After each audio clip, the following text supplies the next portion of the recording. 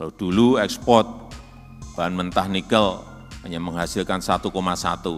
Ini tahun ini perkiraan saya sudah melebihi 30 miliar US dollar tahun 2022. Dari 1,1 melompat ke 30 miliar US dollar. Betapa lompatan nilai tambah itu yang kita dirugikan berpuluh-puluh tahun. Pajak enggak kita dapat, kalau kita ikut memiliki dividen enggak juga dapat, royalti juga enggak dapat, ya ekspor juga enggak dapat, pembukaan lapangan kerja kita juga enggak dapat apa-apa. Inilah yang harus dihentikan.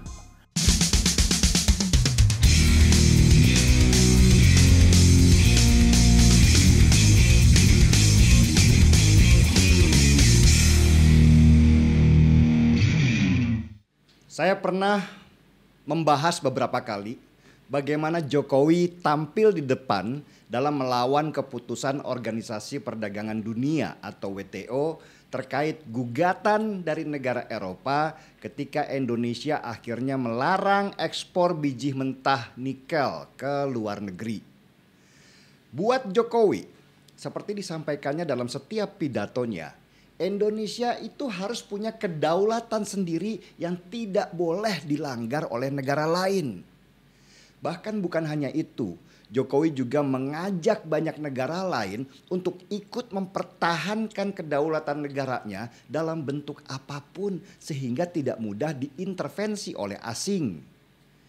Jadi ketika dia digugat oleh Eropa terhadap kebijakan dalam negeri Indonesia untuk tidak ekspor biji mentahnya nikel, Jokowi langsung mengeluarkan perintah. Kirimkan pengacara terbaik, bayar mahal kalau perlu. Yang penting kita tunjukkan di mata dunia bahwa Indonesia akan melawan dan tidak mudah menyerah. Indonesia kalah.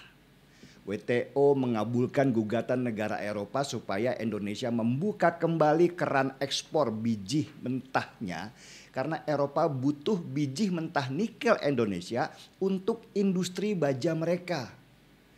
Tapi bukannya takut dengan gugatan Eropa, Jokowi malah menantang. Nikel kita sendiri, mau kita apain nikel kita, itu terserah kita. Negara lain itu nggak perlu ikut campur.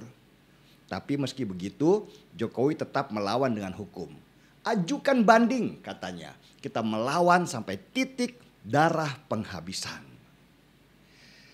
Memangnya kenapa sih nikel kita itu sampai diperebutkan oleh banyak negara?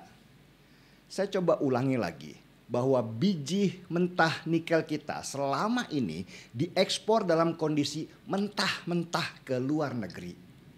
Biji mentah nikel kita kemudian diproses di Eropa sana dan dijual kembali dalam bentuk produk jadi seperti baja ke Indonesia tentu dengan harga yang sangat tinggi. Indonesia itu cuma dapat hasil sekian persennya saja dari biji mentah nikel. Kecil banget karena kita tidak mampu memproses biji nikel mentah itu menjadi barang jadi. Akhirnya di masa Jokowi keluarlah peraturan baru bahwa nikel tidak boleh diekspor mentah-mentah. Harus diproses dulu sampai setengah jadi baru boleh diekspor ke luar negeri. Tapi itu baru fase pertama. Nanti ketika kita sudah paham teknologinya maka nikel kita baru boleh dijual keluar kalau sudah berbentuk barang jadi. Akhirnya berbondong-bondonglah perusahaan dari luar, mungkin terbanyak dari Cina ya, datang ke Indonesia dan investasi industri pengolahan dengan teknologi smelter. Ini nih yang gak disukai Eropa karena mereka harus keluar duit lagi untuk investasi smelter yang nilai investasinya bisa sampai puluhan triliun rupiah itu. Anda mau tahu berapa yang kita dapat dari hasil larangan ekspor biji nikel mentah yang dikeluarkan oleh Jokowi? Sebagai catatan ya, di tahun 2014 ekspor biji nikel kita dalam bentuk mentah itu hanya mendapatkan pendapatan sebesar 17 triliun rupiah saja. Sesudah di tanggal 1 Januari tahun 2020 Jokowi melarang ekspor biji nikel mentah ke luar negeri. ekspor nikel kita dalam bentuk barang setengah jadi itu melonjak tinggi sampai 20 kali lipatnya, yaitu 326 triliun rupiah di tahun 2021. Dan tahun 2022 ini diperkirakan hasil dari ekspor biji nikel kita itu bisa naik lagi pendapatannya akan sampai di angka hampir 500 triliun rupiah. Dahsyat kan? Dulu sebelum Jokowi kita cuma dapat 17 triliun rupiah dari ekspor biji nikel mentah. Sekarang malah kita akan dapat hampir 500 triliun rupiah. Itulah kenapa Jokowi bersikeras banget untuk melawan negara Eropa. Kalau Jokowi itu mau korupsi, sebenarnya dia bisa kaya raya. Anggap aja lah dia dapat komisi dari negara-negara di Eropa sebesar 1 triliun rupiah untuk dirinya pribadi supaya tidak keluarkan kebijakan larangan ekspor biji nikel mentah. Wah, sudah enak nanti pensiunnya Pak Jokowi. Tapi itu sekali lagi bukan Jokowi. Buat dia, kesejahteraan rakyat dan kedaulatan negara adalah yang paling utama dibandingkan dengan kekayaan dirinya sendiri. Dan belum selesai di nikel, Jokowi keluarkan statement lagi. Tahun depan akan keluarkan larangan biji mentah bauksit. Eropa makin kacau lagi karena bauksit dibutuhkan negara mereka untuk industri aluminium. Jokowi kok digertak, begitu kata seorang teman sambil ketawa waktu baca berita Eropa ngamuk-ngamuk ke Jokowi. Keberanian Jokowi ini membuat saya bangga sekaligus takut.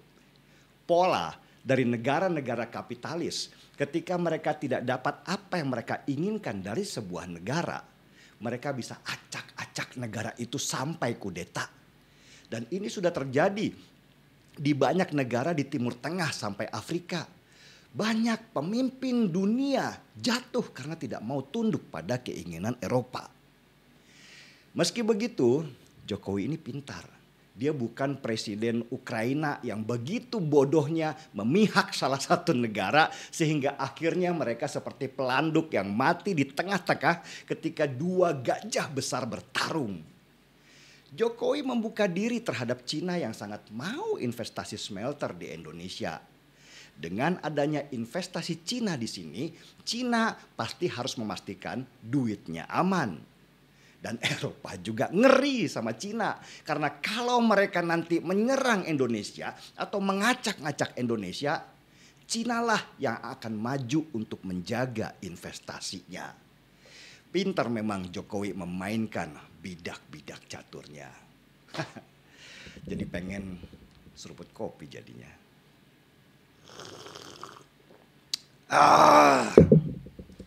Maju terus Pak D. Jokowi. Saya dan sekian juta warga Indonesia berdiri di belakangmu untuk membela kedaulatan negara. Gaspol.